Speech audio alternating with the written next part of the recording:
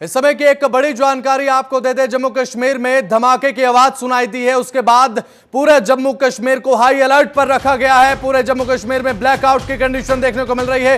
सभी बत्तियां बुझा दी गई हैं। अब ऐसे में पूरे जम्मू में ब्लैकआउट की कंडीशन देखने को मिल रही है। जम्मू में धमाके की आवाज सुनाई दी है।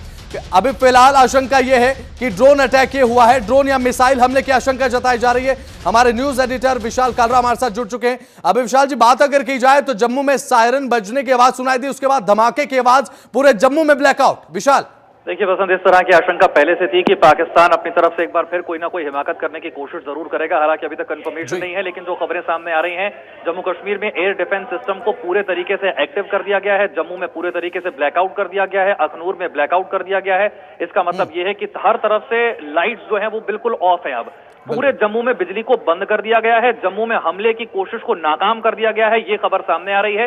पाकिस्तान की तरफ से यहां पर अटैक की कोशिश एक बार फिर से की गई थी, लेकिन जो अब तक खबर मिल रही है, इस हमले की कोशिश को नाकाम कर दिया गया है, क्योंकि भारत का जो एयर डिफेंस सिस्टम है वो पूरे तरीके से एक्टिव है। जम्मू एयरपोर्ट पर भी हमले की कोशिश की गई है। सांबा में भारी गोलीबारी की जा रही है। एयर स्ट्रिप को निशाना बनाने की कोशिश की गई है और इसी की वजह से पूरे जम्मू में ब्लैकआउट कर दिया गया है। वैष्णो देवी मंदिर में भी पूरे तरीके से ब्लैकआउट कर दिया गया है। सायरन बज रहे हैं, लाइट बंद कर दी गई है।